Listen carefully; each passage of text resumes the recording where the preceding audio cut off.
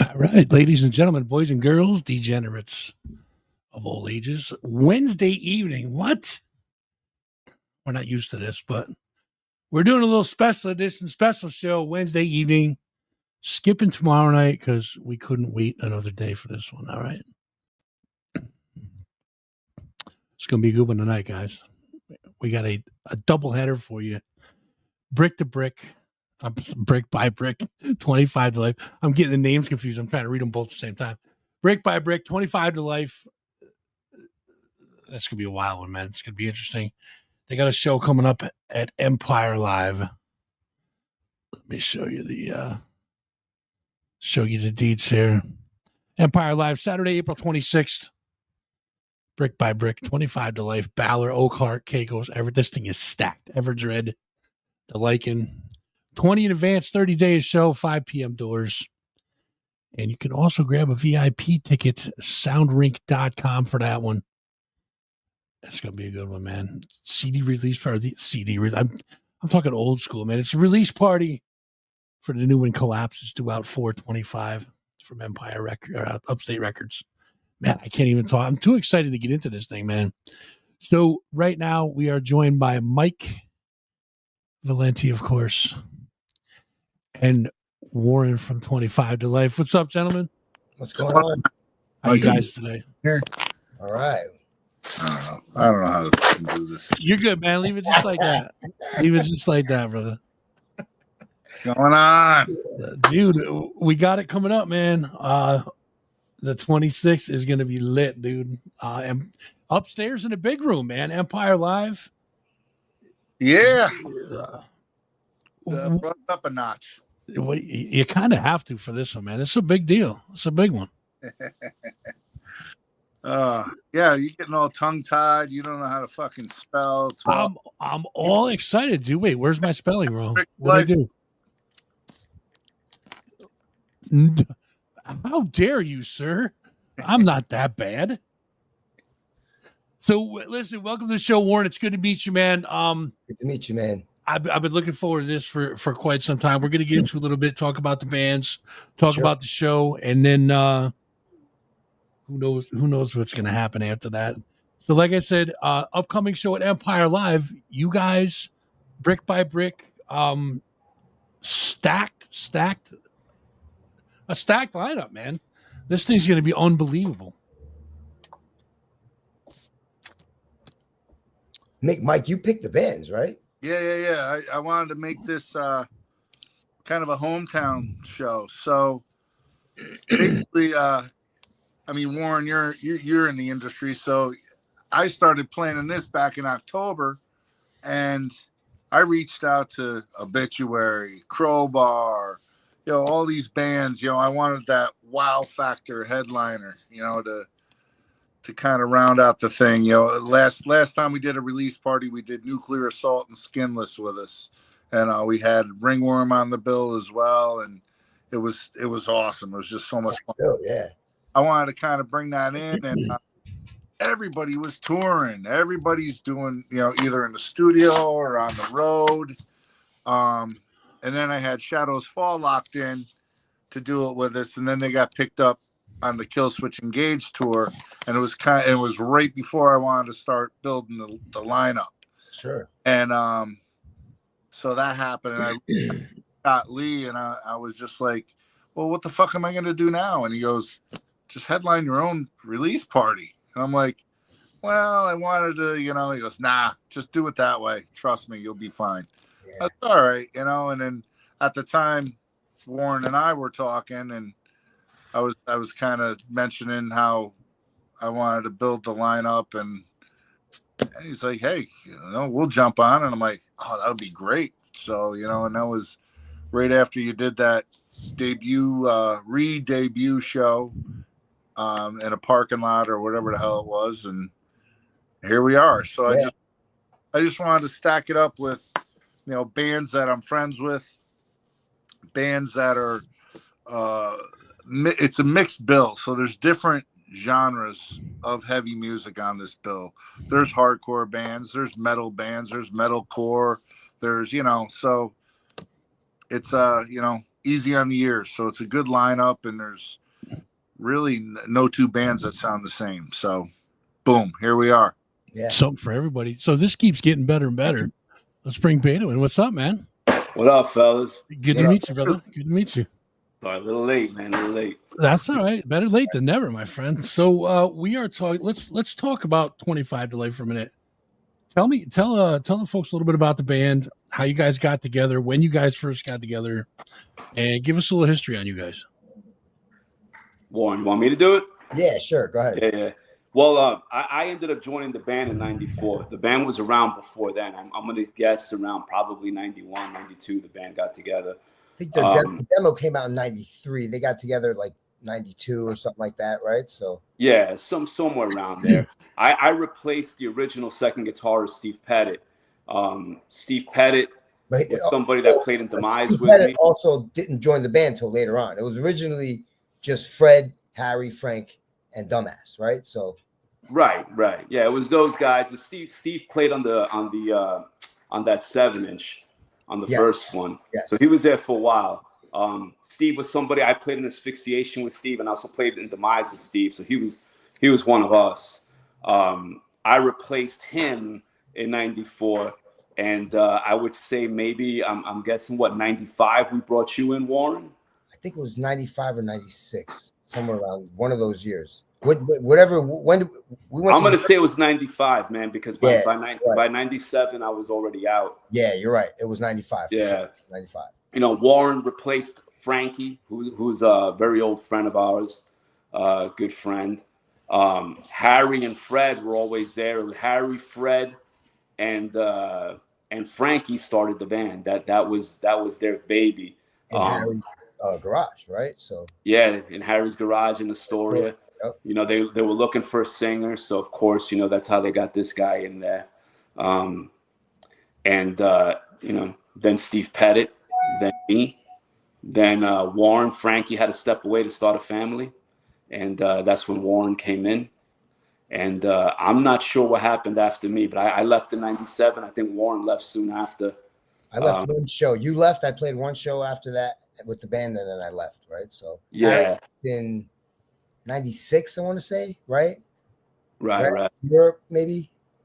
Yeah. Right after Europe or something like that. So. Yeah. We all moved on, and I believe Fred stayed in the band the longest. Fred was in there for a while. I think he cut a few records with him. Yeah, I don't think he ever left. Right? He was with them the whole time. So. He might have left in 2000 something. No, I think what happened was at one point him and Dumbass fucking agreed to end the band, and then they ended the band, and you know, this guy came around with a completely different lineup and started. That's right. Yeah, he restarted it. He restarted it without Fred. Yeah. So. Yeah, that I remember because I think that I went to one of the shows down in Jersey at some skate park. It wasn't very eventful. So now you guys brought the band back. When did you guys bring the band back? I want to say 2023, right? Beto, we started jamming, maybe. Yeah, with this lineup, with me, Harry, and Fred and Warren, that was 2023. We started jamming again, and originally it was Warren and I were talking about it, and we were going to do something anyway. And then we're like, you know what? Let's post up maybe a picture, tag these guys, and see what they think if they're into it. You know, and these guys were down. So then, you know, we decided, hey, fuck it, let's do it. This was a lineup that played the most shows together, stayed consistent the longest. And not only that, but this lineup is family. You know, we were all truly family. You know, me, Warren, Fred, and Harry. I mean, I know these guys since I was a teenager. Sure. So you guys are all from Queens, right? Yeah. Yeah. So what got you guys first started as wanting to be musicians? Beto, you want to go first? Yeah. Well, you know, where I grew up, I had Rob Echeverria living down the block. A few other guys. There was bands around me, you know, like the alleyway dudes didn't live too far away from me. Like I said, Rob wasn't straight ahead while I was growing up. Hoyer's brother was listening to, you know, playing hardcore and metal. Like I started hearing this stuff in 1984, And I was like, oh, you know, cool shit. You know, I'd love to play stuff like that. And I always thought it was like out of my reach until I started noticing that he knew people that played guitar, that played drums. And I was like, shit, these dudes could do it. Like I could do it too. You know, let me try. And then asked my mom to get me a guitar on Fingerhut on fucking installments and shit. Nice. And it was like a Fender Strat copy. But you know what? Fuck it, man. I was playing metal on that shit. You know, it's in the spirit, you know? Mike, well, real quick, Mike, what was your first guitar? Do you remember? My father bought me a 1973 Fender Strat. Yeah, everyone started with a Fender, right? Yeah, so you started with single coils too. Yeah, that was in 1980. Damn. And somewhere around there. And 83. So started playing, and it sucked with like distortion and stuff like that. So after that was the next guitar I got was actually a American made BC Rich Mockingbird. I remember those. And I bought it used, and I love that thing, and that's when I was like, metal. Hell yeah, no, those were good. I remember you playing that guitar, Mike. Actually, I remember you playing that. That guitar got stolen twice by me from me. BC Rich was the shit back then, man. Especially with like Slayer and I think Megadeth were playing them a lot too. It's a few bands. What about you, Warren? What got you started? I just liked I always kind of, man, as far back as soon as I started listening to like more rock stuff or heavier music, I always wanted to play an instrument, right? I think I played bass, man, when I was in like the 5th grade in like the school band too, right? You know what I mean? But I just never I ended up smoking weed and skateboarding instead for a couple years in between. Oh, then yeah. I rediscovered playing bass again. And then I was in another local band from Queens. And that's when these guys found me, right? These guys called me they knew me, Rick knew me from that band. He called me, and that's when I, came and started jamming with these guys, right? So I kind of just fell into place, right, Beto? I got, It did, yeah. Because he brought you in, and I was like, damn, where the fuck has this guy been? I said, this guy's chill as hell. Yeah, so like, you in. I started out more, I played in more like I played in like Beto, like I was in a death metal band, right? And then I started jamming with hardcore dudes from the neighborhood, and started playing more hardcore stuff, right? And then that's when I ended up joining 25 to Life. So now you guys mentioned two things: weed and Hoya. So I gotta give a shout out to Hoya. I love that fucking dude, man. Yeah, Hoya is fucking awesome. For me and Beto, that's kind of that's how we met, right? Because so how it was once I joined the band, I would pick up Beto to go to shows, right? And Hoya lived right next to Beto and would be at Beto's place smoking weed. And, Beto doesn't smoke weed, right? So I would just end up smoking weed with Hoya and hanging out with him, right? So that's how like that whole connection started. I was smoking for a bit till they gave me panic attacks, and then the fantasy was over. Yeah. So, but yeah, that's kind of how that circle got created, I guess, right? So. Yeah, because I was the one, I had my own place. Yeah. So you guys are going, Bundy would stay over all the time. He'd be knocking on my window at like 3 a.m. Yo, let me in. Yeah. It's right next to Hoya's old place, right? Like literally right next to yeah. You know what I mean? It was like a driveway apart, you know what I mean? Or whatever. So yeah. Before that, I lived on the other side of the tracks, and then I ended up living on his block. Yeah. Oh, actually, no. What am I saying? It was 2 houses, right? It was 2 buildings. Yeah, it was like 2 houses apart. 2 houses apart, right? Yeah. So what side of the tracks were you on? The right side or the wrong side? Wrong side. That's up to the wrong side. Always. You know what? Both sides were the wrong side in Corona.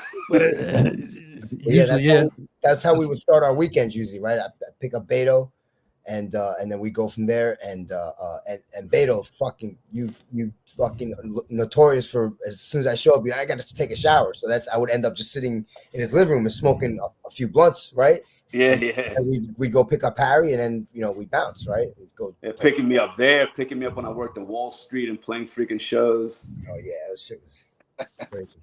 Crazy shit, bro. So, Mike, you've been a pretty big staple in the local scene up around here. Well, give us a little background on Brick by Brick, a little history of Brick by Brick. Well, let's see. So I come from a metal background, and I was in a thrash metal band called Attica back in the day. That lasted for a few years. Then I was in a band called the Bruise Brothers, which was more of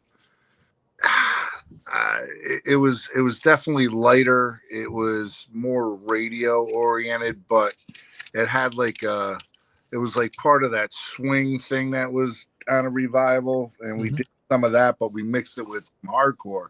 Kind of like there was a band called Demon Speed back in the day. Warren, you remember them? I remember them. Yeah, Was yeah, it Sal in that band? So we were kind of like that, and we did that for a few years, and I wasn't the leader of the band, and it just wasn't going the direction I wanted to. It just sucked, and I just was like, fuck.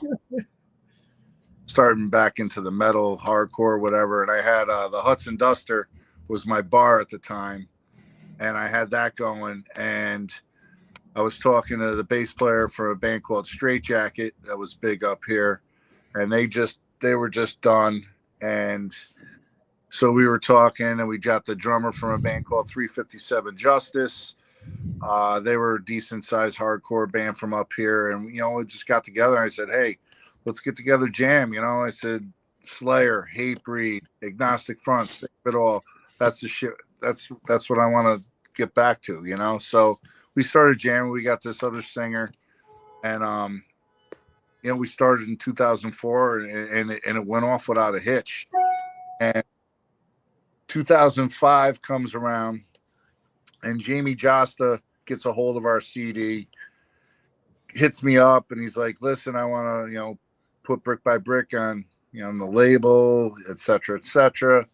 Got to showcase you for my partner, and it's a done deal. We'll get you on tour, do this, do that, big things happening, right? So we play our showcase, sold out show, and we had a good spot on the lineup, and we're loading our gear up and doing our our line check. Comes time to do the vocal line check, and the singer decided to get fucking wasted and he just left. So we're like, all right, Jesus. well, I guess we're not gonna do this. So that was we went on a little bit of a hiatus for a while, kind of black, and then we started things back up around 2010,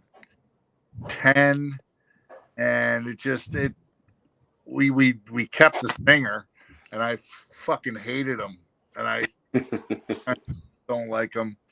He's trying to be my friend again.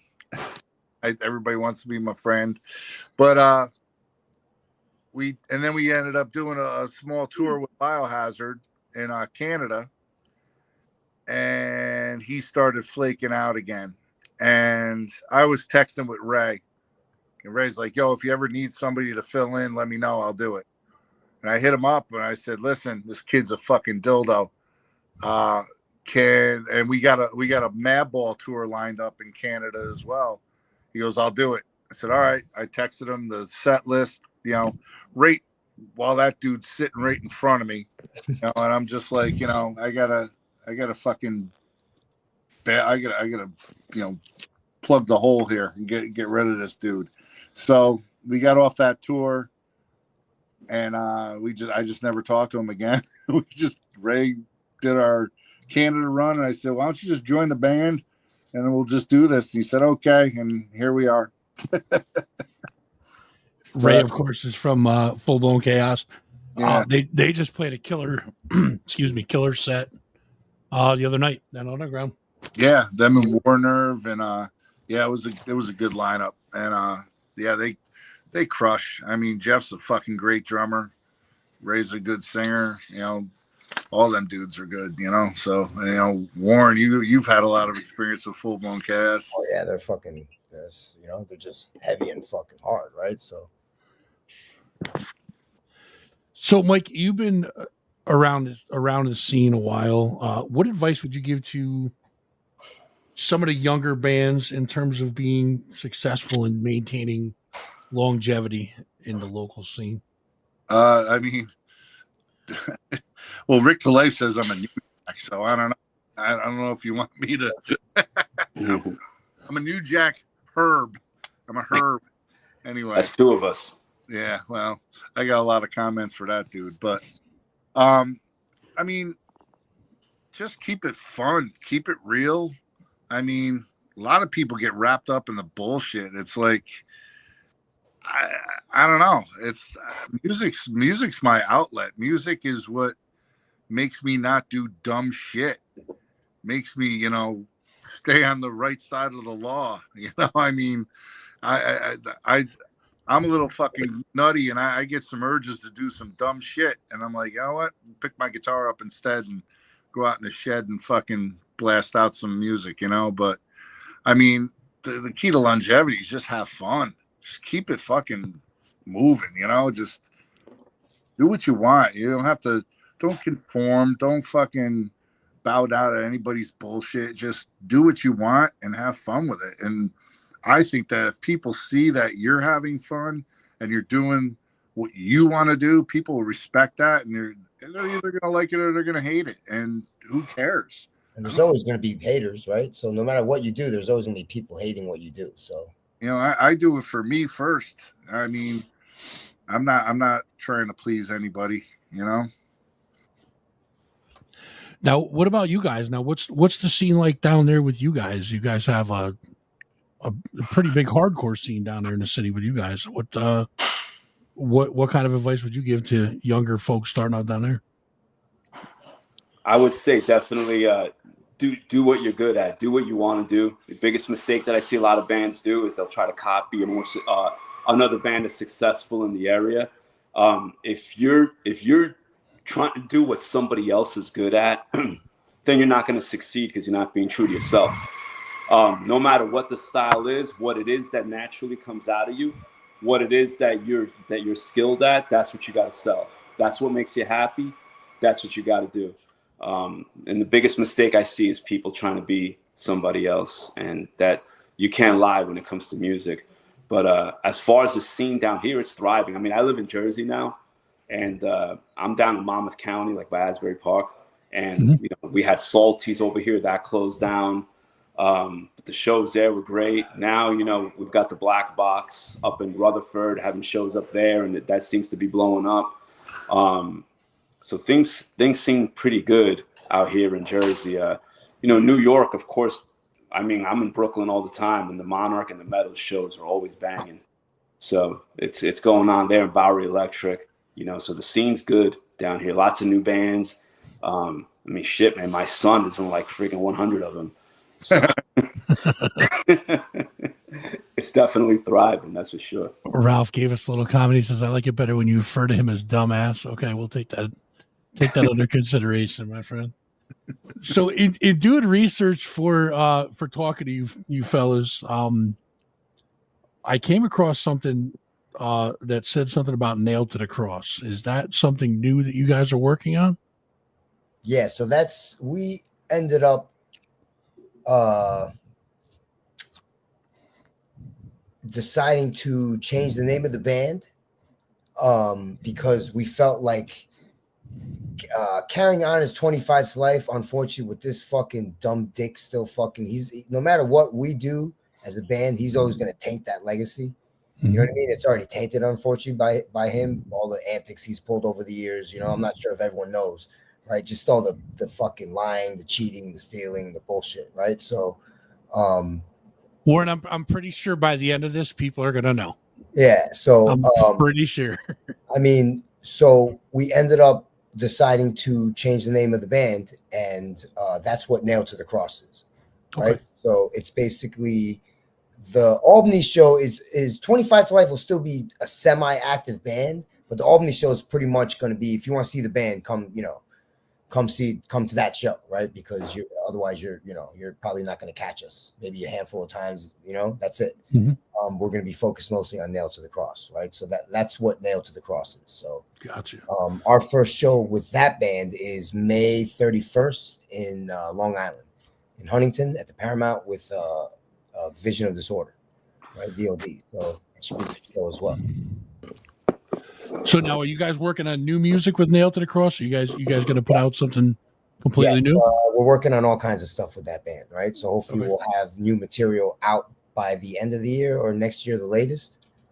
And we've just been in writing mode, right? So we've been jamming to get ready for this show with Brick by Brick.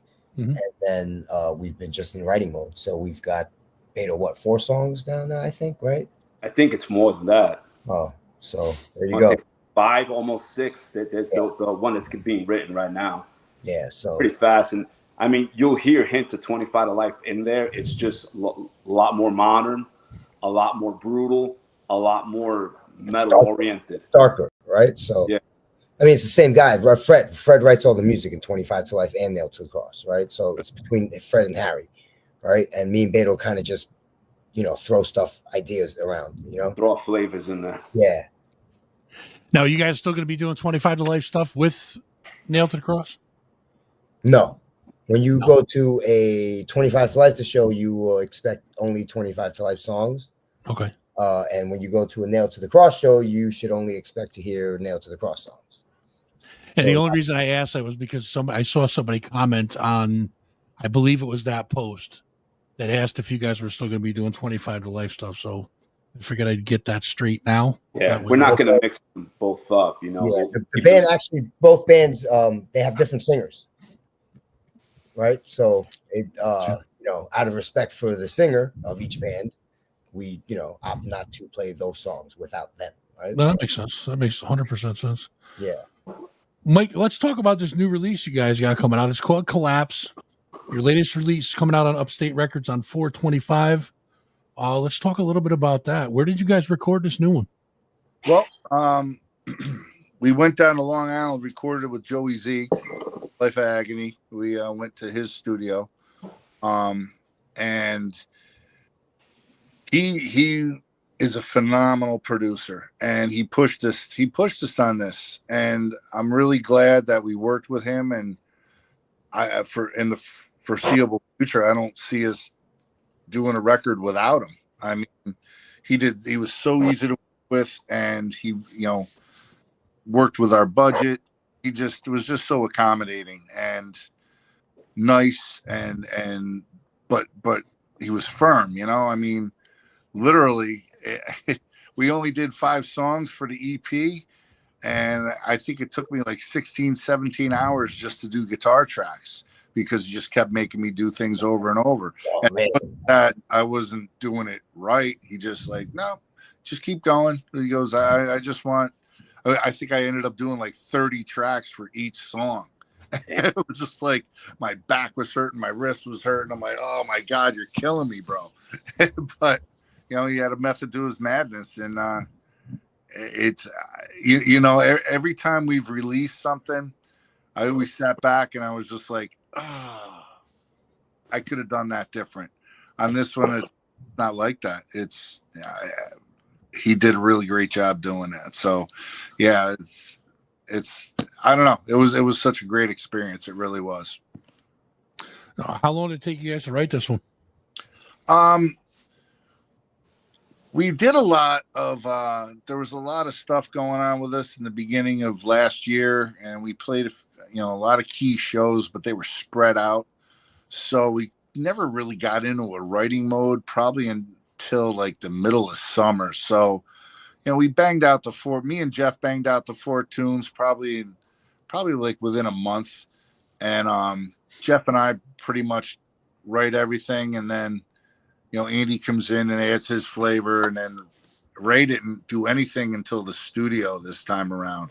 He just sat on it because the songs kept changing, and we brought Joey in. I said, produce. I said, let me know what you think. And he's like, okay, well, this part's a little long. Why don't you do this here, that there, blah, blah, blah.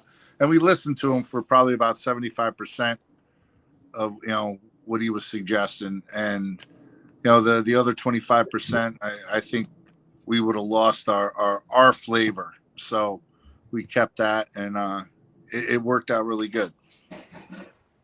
Nice. So now this is the release party coming up for Collapse.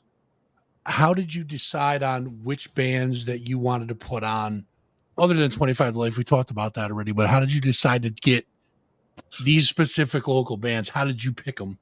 Well, like I said, I mean, this is like a friends and family show, and being that I book a majority of the shows upstate, I would say 95% of the bands that play up here, and there's a bazillion fucking bands up here, are my friends. I got one friend at least every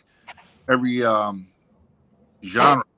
So what I wanted to do, like I said, I wanted to build a mixed bill. We did that, and the bands that were really bringing it to the table, I just a lot of the bands play in the smaller room, which is a 350 cap room, but the big room, that's 1,000 cap room. And it's really hard to get up there because a lot of the bigger bands, they don't want openers, or it's, really constrained on what they do up there. So I wanted to do the show upstairs, and I wanted to bring these bands up there to actually play up there and experience it, because it's really a different world upstairs.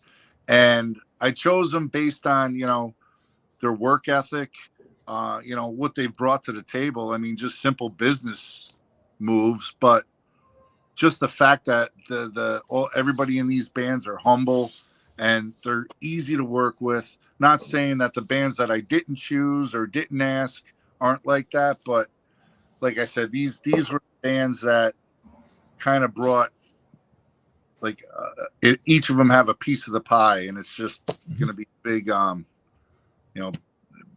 big thing when we get everybody together. You guys also have a VIP package going on for this show.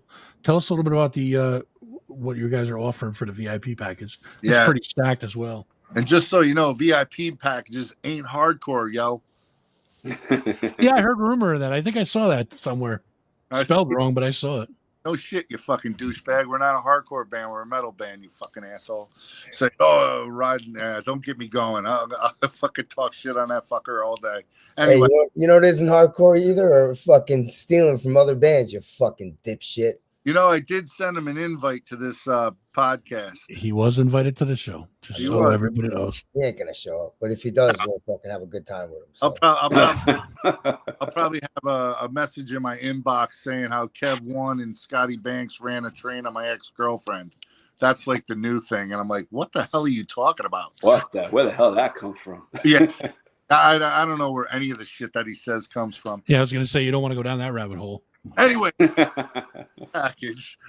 I got distracted. So the VIP package is it's not per se a meet and greet. No, you're not paying to meet me and my stupid band members, because you can meet us anywhere. You just come over and say hi. But the meet and greet is specific merch that we designed for this show. It's an actual. We're actually going to facilitate a legit whiskey tasting, because we have a branded whiskey that we released. So we're going to give away a bottle with every purchase of the VIP package. You're going to get the VIP tasting experience, and it gets you a ticket to the show, and then, posters. And then we're also going to be doing a chance to win a test press for the EP as well. And the test presses, a lot of those things, they go fast. I mean, I think we got like 10 test presses for this, and then 4 of them, of course, are allocated to the band, and then 1 to the record label, and then we got 5 to play with, and they end up getting, I don't know where they go, but people want them. They stab each other for them. Anyway,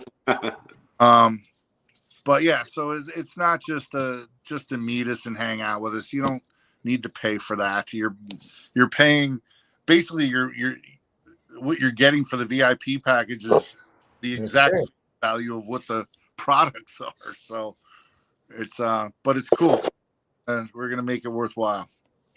And you can get it through SoundRink. So it's bxb.soundrink.com is the link. And we limited it to 20 VIP packages, but they sold out quick. And then we added another 5. So I think there's only like 2 left. So is what it is. We're not going to do any more than 25 for this. Yeah, Billy said thanks for doing something different for the fans. It's nice. Jason says, where's Richard? Probably too busy signing saltine boxes and shit, selling bacon neck t-shirts. Interesting. Oh, Warren, I got your shirt too. I got that put aside. Thank you. So we've been kind of hinting around and stuff. So I've been looking at all of the online controversy and comments, like I talked about it earlier, from the fans about you guys getting the band, doing 25 to life stuff. I'm sure you guys have seen it all. What is your take on some of the negativity? I mean, it seems like it's probably like a 75-25 where it's like people want to see the band get back together, do the stuff, do the music, and some of them are kind of like, oh, without, what would we call it? Dumbass. Okay, well, without Rick, I don't know him, so I'm not going to call him dumbass. But I want to say something. I'll tell you what. 90% of the people that follow that dildo only want to see the shit show. They only want to see the train wreck. That's all. Nobody follows him because if you read any of his comments, 90% of the time he's commenting on himself. Yeah, listen, there's always going to be the purist, right? So let them, don't come to the show, I guess. I don't know what to tell you, man. Well, that depends what purist means, though, too, Warren. I think the people that remember the band when the band was coming up, when the band was at its strongest, they know that was us. Yeah, sure. What Rick did after us with a rotating lineups, I don't know that I could call that pure. You know what I'm saying? To me, it's not, because the guys that started the band weren't in there anymore. Sure. And the band was started by Harry, Fred and Frankie. Long gone. Then you had the touring lineup was me, Warren, Harry, Seth was in there for a while, Fred, and then what happened after that, I cannot consider pure, but I think what happens is, I think the younger generation that wasn't around in the mid 90s, I think they're the ones that get a little lost, and they just remember Rick because, who would remember the band when there was a different band at every show, but I think that's what happens. But if you were around in the early 90s through the mid 90s through even the late 90s, you're going to know that we were always there. And if you watch videos of the band when the band was at its biggest, that was us. So when people say, hey, Rick is the band, well, that's their opinion. They're entitled to it. But we built the band, and there would have been no music to listen to if it wasn't for us. Yeah, you're absolutely right about that, Beto. So, this guy, he wouldn't even come to rehearsals or, practice, right? So we wrote all the music without him. He came in and wrote the lyrics after the fact, right? So, and I'm not going to take away from him what he did. He wrote his lyrics. We had some good shows. We had some good times, but he wasn't the band. That's insane to even say to any band, It's not a one-man show.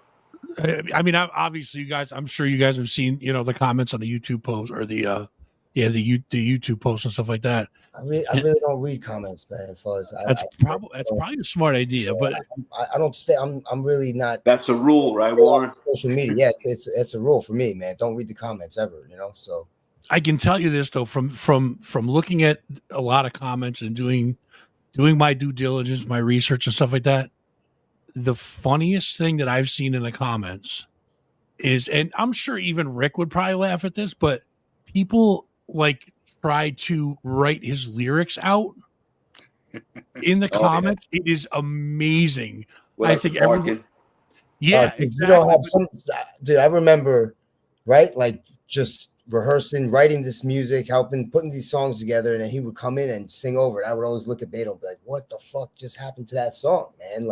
Fuck. All right. Guess we'll have to work around this. Yeah. There's one in particular with a lot of them. It's just, when he's singing, he's like you can't even understand. I would never be able, I'm like, how the fuck do you spell that? But people tried to spell it. and it's awesome. It's absolutely awesome. You can't understand him when he's talking normal, let alone singing. Yeah. That's It's a weird thing because when the band first started on the demo, he actually sang normally and it sounded good. Somewhere along the way, along the way, he lost his way. Something weird happened that I cannot explain. Too But many then the last record he did, the singing was listenable again. So somehow he shut it off, whatever that weirdness was that he had going on. But Warren's right. You know, we would write a song, he'd start singing, and I'd be like, yo, how do I stop this guy from sounding like this? This is crazy. Right. You know, but that was his thing. He'd get upset. We had a couple of arguments over it. I'm like, oh, you know what, man? I guess if somebody told me, yo, Beto, change the gauge of strings you use or don't use that amp, maybe I'd get pissed too. But, you know, when you got a vision of what the song should sound like and somebody completely like changes the vision on you, derails it. Yeah, you know.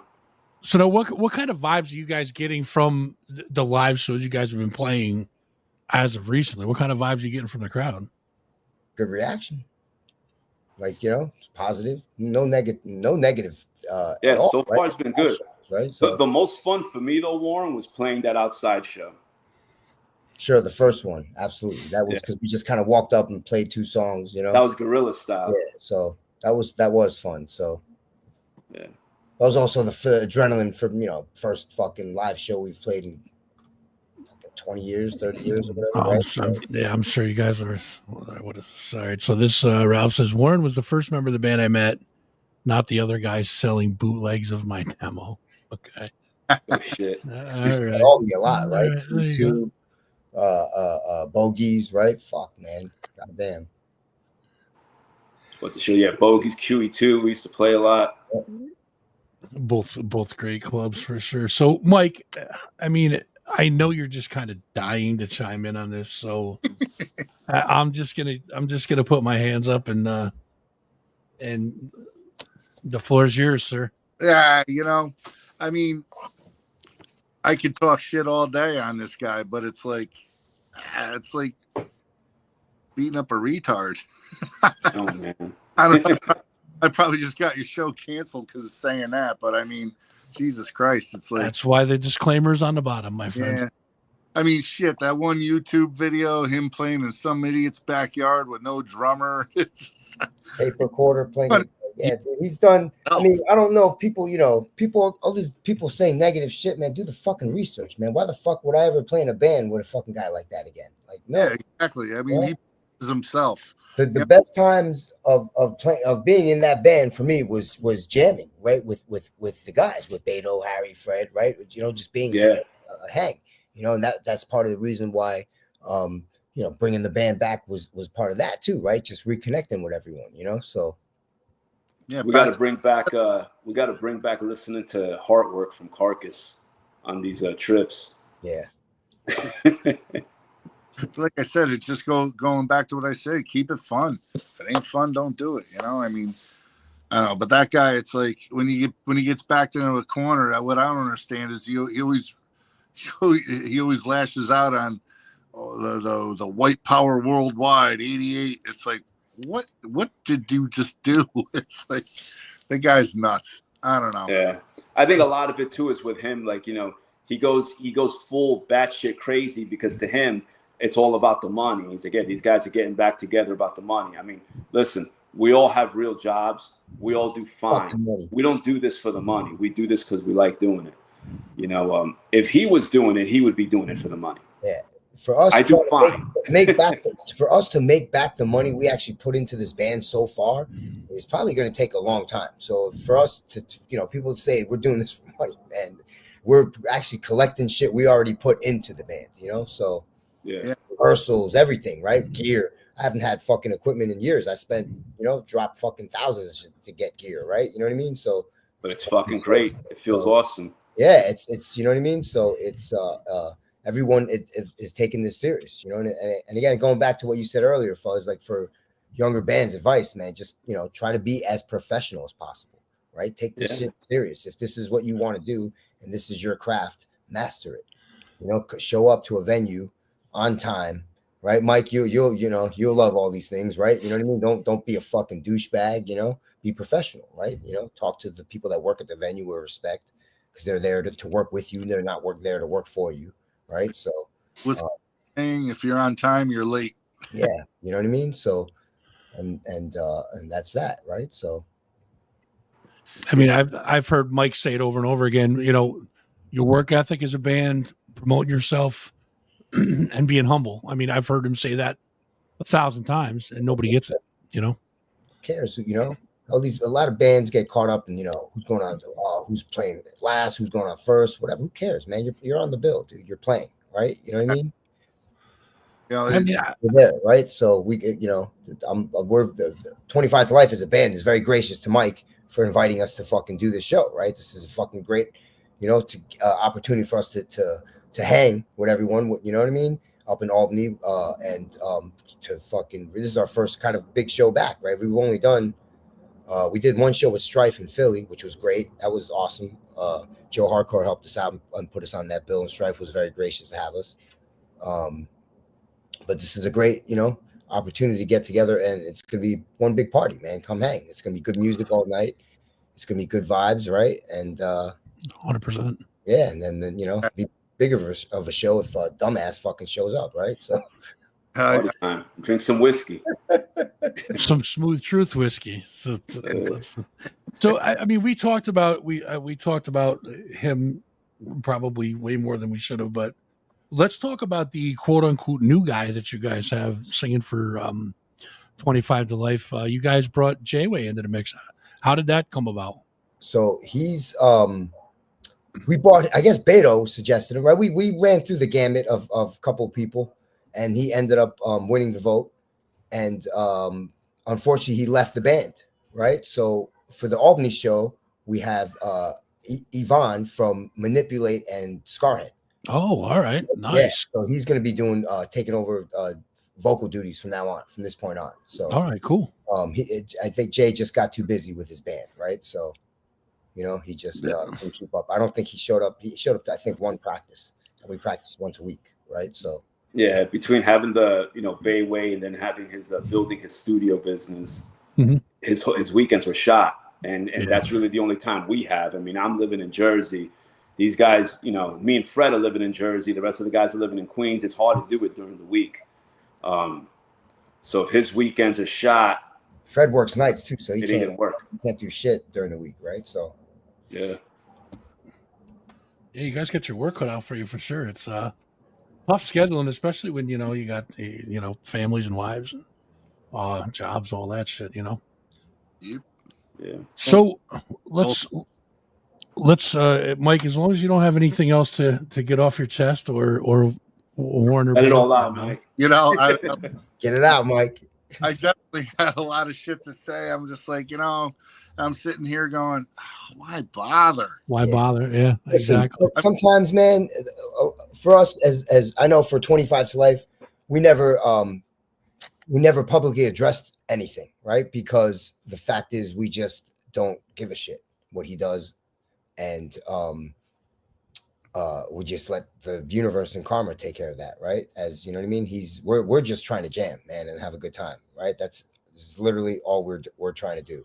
Yeah. This guy wants to bring all this other shit into it and talk about whatever. It's, you know, as he lives in his own delusional bubble, and you know, I wish him the best. Just for the people, just for the people out there that don't know. All the shit that this guy does is like, I used to be a part owner of New York Hardcore Tattoos. This guy would call in bomb threats. He would sexually harass the girl at the counter to, like, you know, so she wouldn't even answer the phone. So we couldn't get phone calls because she wouldn't answer the phone. He would try specifically bomb threats at shows. He would, you know, just all the shit that he talks and all the threats. And the latest stuff he's been doing is hitting up all the females that are my friends or follow me on social media and saying off the fucking wacky shit to that. It's like, he's definitely got some mental fucking issues, but, you know, not to mention all the threats of violence. I mean, I got pages and pages of death threats in my inboxes, to the point where, God forbid, he ever shows up somewhere and something happens to him. I'm not going to do a day in jail just from the shit that he said, you know? I mean, the guy's just an asshole. And the people that haven't experienced it firsthand, I mean, I know it just looks like a drama-filled shit talk fest and all this, but oh man, if you knew what was going on behind the scenes, like, whoa. He's the reason why everyone left the band was because of him. Frank left the band because he disliked him, right? Beto and I left the band because he just was pulling all kinds of shit. We caught him stealing from the band, right? So you know what I mean? You're not to mention fucking how many bands he ripped off the bootlegging their demo tapes, right? I remember a conversation, right? He had the whole Cold as Life thing. Yeah, I remember him calling me up. Oh, these guys want to kick my ass, all this shit. And I remember laughing and just being like, bro, you fucking bootleg their shit. I didn't. I'm like, what are you talking about? I watched you do it. I came over your house and you had fucking tape decks running, bootlegging everyone's shit. What the fuck are you? You know what I mean? He's in denial. You know what I mean? Now I think I have to say this for legal reasons, but all allegedly. That's just so that I'm absolved of anything. Sure. So David Hall says, tell the dreadlock story. No. No, he says no. Okay. No. All right. If you don't know, you don't know. I'm sorry to say, but that. Or does he mean the selling of the dreadlocks in the coffin cases? Or is that what he's talking about? There's definitely a story about how he lost a couple of them. So I know that. Yeah. We'll just leave that out because we don't want to make anybody get anybody in trouble there. Again, allegedly, right? I got to keep saying that. Your hair properly, otherwise it will fall out. Yeah. along with your teeth, whatever else. All natural losses. Yeah, that sugar will kill you. Sugar will kill you for sure. All right, so I usually wind up these things with I do what I call a rapid fire 5. I'm going to give you guys 5 questions. I'll ask you one at a time. You guys answer as quick as you can for me, and we'll get through this as quick and painless as possible. I'm going to start with Beto. What was the name of your first ever band? First ever band? Not officially, but I would say the first band before Demise. Demise was the first official band, but the first name we had was Out of Bounds, I believe. Warren, what about you? Man, I can't even fucking remember. I think it was Unbound or something, some random death metal band that we never even played live, right? So, all right, Mike, what about you? Attica. Really? Oh shit! All right, Mike, the first gig you ever played live. Where was it? Oh shit! I was a kid, and it was in a gymnasium for some school thing. I think I was like 16, something like that. It was just we weren't good. I mean, we were terrible. I mean, it was just I don't even know if we had a singer, and I think I tried to sing and play, and we could. Yeah, it was. Yeah, that was. But first official gig was with Attica, and we played Muddies in Watervliet with Horrid Blessing. And wow, that's going back. Yeah, that was like 87. He's got it's 87, yeah, somewhere on there, yeah. Something like that. Wow. Warren, what about you? First gig you ever played live? Oh man, I don't even fucking probably like high school or whatever in the 5th grade, right? School band or something. Some concert. I think we played Rock of Ages, I think was by Def Leppard, right? Oh, there you go. All right. Beto, what about you? First gig was as Demise, October of 1989 at a biker bar in Greenpoint. Yeah. All right, now they're going to start getting harder. Beto, one album that you can't live without. That I can't live without? Yep. Oh man, that's freaking hard, man. Oh, that's a tough one, man. God damn. I told you they're going to get hard. Man, there's so many there's Iron Maiden records, Sabbath records. Oh man, you're killing me, Hobbs. Man, I'm gonna say, you know what? I'll say Iron Maiden, Peace of Mind. Good choice, Warren. What about you? Like influential, you mean? One album you can't live without. I don't want to influence your answer either way.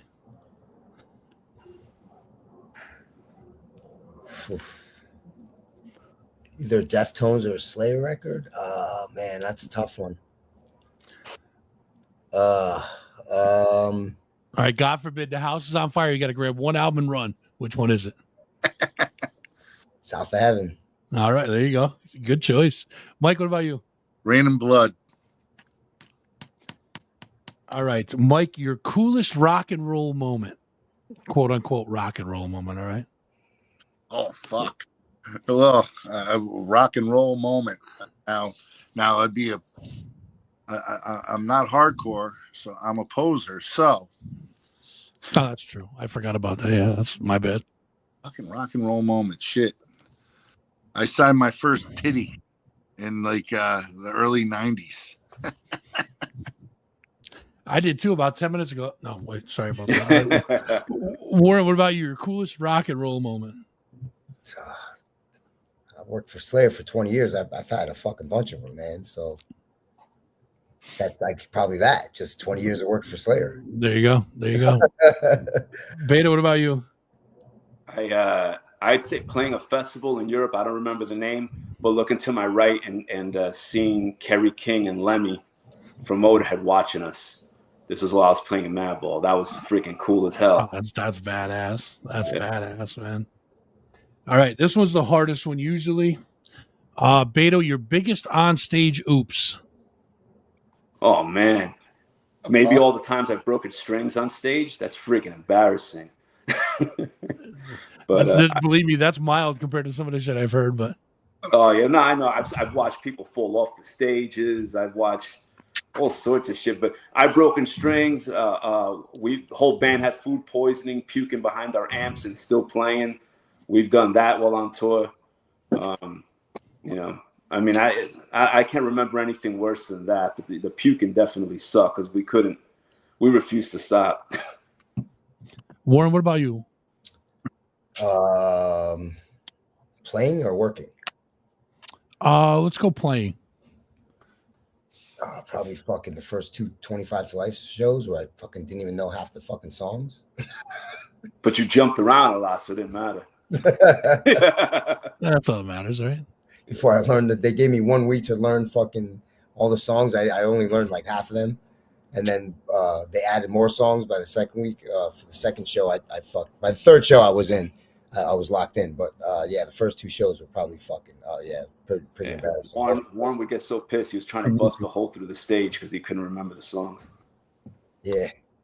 All right, Mike, last one. What your biggest on-stage oops?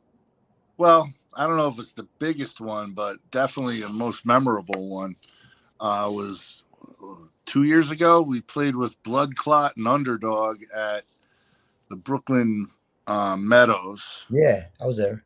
Yeah, and I don't know if you noticed in between the last 2 songs, I had to piss so bad, and I talking to Ray, holding the note out, and I'm like, Ray, I'm either going to be the guy that pissed himself on stage or piss on stage. I said, block me. And I turned around. I just pissed right there on stage. Oh, man. I had to, and Jeff's like holding the cymbals out. He's doing that. And he's looking. He goes, are you pissing? I'm like, stop telling everybody. Yes, I got to go. That's some Gigi Allen shit. Yeah. Well, like I said, it was either pee my pants or pee on that back corner there. So it happens. Shit, it happens. I think the worst 2 I've heard so far was I had a drummer that had food poisoning or something and shit his pants while he was playing. Ow, that sucks. And Lily Gruber from I think it's Defeated Sanity. I think that's the name of the band. He said it's a German band. He said one time we witnessed a murder, and I'm like, bro, like I was stunned. I didn't even know what to say. I'm like, we need the backstory on that one. So he told me it was like he was in Baltimore and they were on the bus and these 2 crackheads were fighting and one took out a claw hammer and started beating the other one and killed him. I'm like, yeah, I think you won. I think you win, buddy. You win that one for sure. Listen, guys, I definitely appreciate you guys taking time to hang out with us tonight. Brick by Brick release party for the new album Collapse coming out 4/25 on Upstate Records. Special guests for this show, 25 to Life, Balor, Oakheart, Keikos, Everdread, and the Lycan. 20 in advance, 30 day of. VIP spots are available. Check out soundrink.com for that one. For more info on Brick by Brick and 25 to Life, you guys can check out, I just lost my sticky note. Hold on, I stuck it to the other one. Facebook.com/Brick by Brick NY, or at Instagram is at Brick by Brick HC. Facebook.com 25 to Life, or Insta is at 25 to Life NYHC. Also look for Nailed to the Cross, correct? Yes, Nailed to the Cross official on Instagram. All right, there you go. We did have a comment. Eddie says, speaking of Demise, can we get Demise up here in Albany? That's a Mike thing. Yes. That's a Mike thing. Yeah, Mike, we got to talk about a Demise Nailed to the Cross show up there. Yeah, so. We could do that. We could definitely do that. Jake said, thanks for the support, Mike. Definitely supporting your urine shirt today, right? Yes, sir. Yeah, there you go. I got to get me one of those for sure. Gentlemen, is there anything else you guys want to let the folks know before we wrap up and I let you guys get on your way?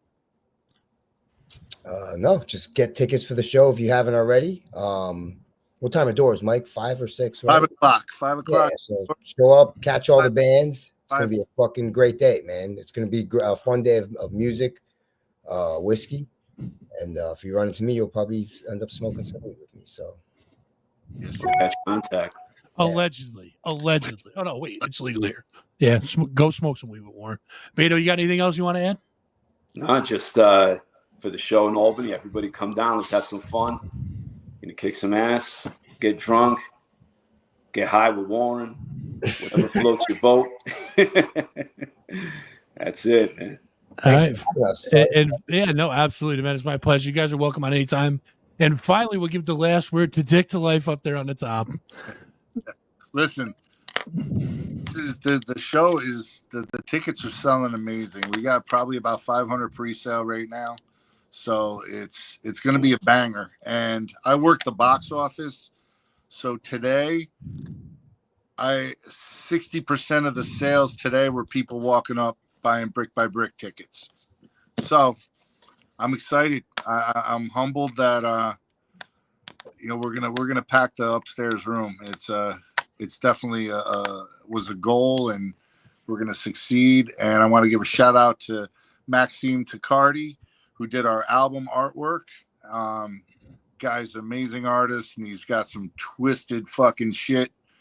Images, crazy shit. So Maxime Tacardi, I don't have his Instagram info on me, but and thank you to Upstate Records. Thank you, Warren and Beto, for fucking coming on.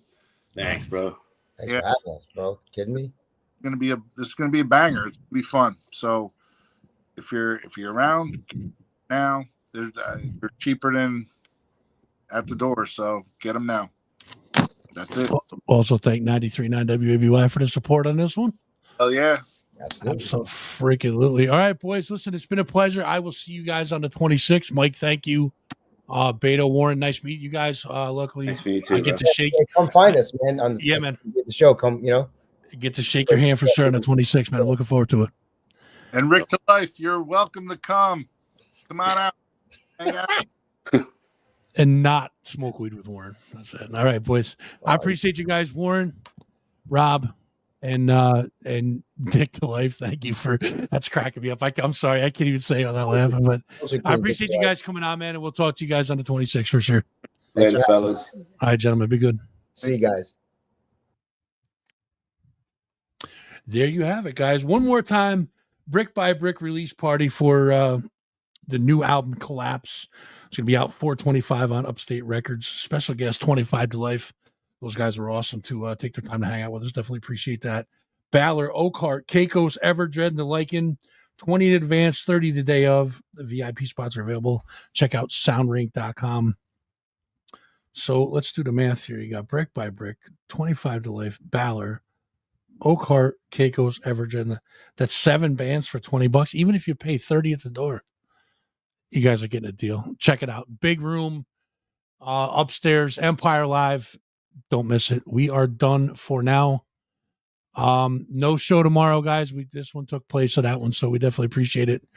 And we will see you guys next Thursday, 7 p.m. Don't forget, mark this on your calendars. May 1st, we are doing the Precious Souls live auction, 7 p.m. right here on the channels, youtube.com/That Fuzz and Rock Show. Make sure you drop a subscription on that. And, of course, give us a couple likes. Hit that notification bell. That way you'll know when we go live. You can also see it on Facebook, facebook.com/That Fuzz and Rock Show. Follow the page. You guys will get updates on new stuff that we post and all that stuff. And, yeah, that's it for us, guys. We'll see you guys next Thursday evening. Same time, same channel, 7 p.m. As always, I appreciate you guys more than you'll ever know. Take it easy.